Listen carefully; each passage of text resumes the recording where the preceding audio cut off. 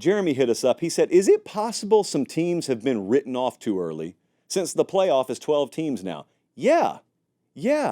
I wasn't the biggest proponent of expanding the playoff, but I just got to ask some of you who love this thing, do you really want 12 teams? Are you aware that 12 teams make this thing? Because frankly, I think a lot of you still are applying 4-team logic to a 12-team era.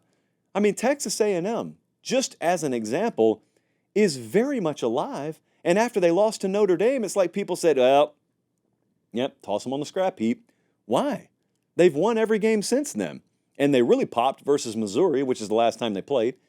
I mean, Connor Wigman checked the quarterback box. You already knew they could run the ball. You already knew they could play defense. And then all of a sudden they have Connor Wigman just throw it all over Missouri. If they have that happening, you know what they have the rest of the way schedule-wise? They got a road game this weekend against Mississippi State. They're favored by 18.5 now. They play LSU, but they play them at home. They play Texas, but they play them at home. And honestly, with only one loss, A&M can afford to lose again, which is gross to say. I hate this, but they can afford to lose again. So why is no one talking about A&M? We will, if no one else will. Clemson, I got them 5th in the JP poll right now, solidly. I believe in them. But I think most of the public remembers they got blown out against Georgia. Do you remember it was 6-0 at halftime? Not a big deal. Georgia starts slow against everyone. But since then, since the loss to Georgia, Clemson on a 243-96 run. They've won every game by 16 plus. Now, that could be a product of schedule. Who knows? Could be a product of schedule. But if it is, I got bad news for you. There is no team that is on the horizon that is built to undress Clemson again until when? The ACC title game. So they play Virginia. Eventually, they'll go to Virginia Tech, a team playing right now, a team I'm about to talk about in a second. Jesse, hey, since we've already used the prompter once tonight, can you load the Virginia Tech score? Never mind, I see they're blowing Boston College out. Boy, that adds fuel to the point I'm about to make. Anyway, back to Clemson. They play Louisville at home. They go to Virginia Tech. They go to Pitt. That's a 3-week stretch coming up that will determine whether they go to Charlotte or not. Now, conveniently, it is Thursday night as you and I are talking. I'm live right now. Maybe some of you are listening to the replay. And I don't want to get ahead of myself, but Virginia Tech is sort of low-key bending Boston College over. Again, it's early. But do you remember Virginia Tech? Remember how every preview magazine that wanted to seem ultra sharp told you Virginia Tech's the team to watch in the ACC? And then what happened? They got beat by Vandy, and you forgot about them. And then they slipped past a couple of teams, and then they got beat by Rutgers, and you really forgot about them. And that's all well and good, but those weren't conference games. Their first conference game wasn't until Miami a couple of weeks ago. And half of you think they got screwed in that game. That was the one at the very end where the call got overturned. Yeah, that was Virginia Tech. And then they went to Stanford quietly and won, and then they went into their bye week, and now they've come out of it on fire because they're up 21-0 early against Boston College. Could they get hot? Because everyone expected it from Virginia Tech, or at least a lot of people did early in the season. Then they lost some games. I mean, they lost to Vandy. Cool. So did Alabama. So did Kentucky. They lost to Rutgers. Rutgers has been a very solid team this year so far, and they lost close. They lost to Vandy in overtime. They lost to Rutgers close. They lost a 4-point game to Miami. Could they get hot? It's got all the indicators here. They could be a 6-3 team when Clemson comes to town with one conference loss, and that one could be one to watch. Kansas State's a team I think we need to pay close attention to. They've got the stink of that BYU loss on them, which they should. It's still inexplicable how that happened. They've been an unsteady road team. They barely got past Tulane. They didn't get past Brigham Young.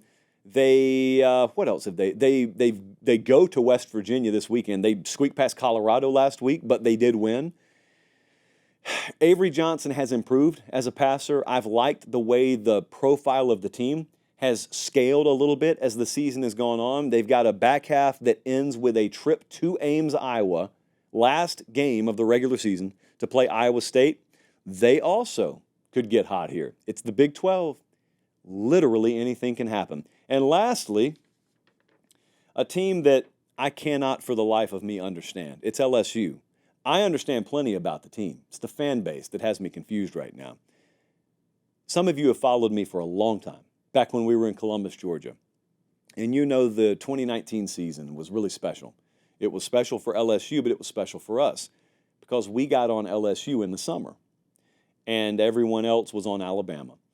So then LSU starts to become the giant they became that year, and we started to get a lot of traction with LSU fans. LSU fans started watching our stuff when no one was, and a year later, CBS calls, and it was largely on the wave of publicity and notoriety that LSU fans gave us because of the attention that they paid to the show.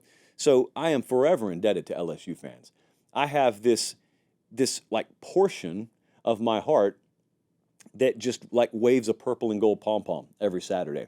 Why am I telling you this? I'm telling you this because I have been made aware that on certain corners of the LSU internet community, they think we hate LSU.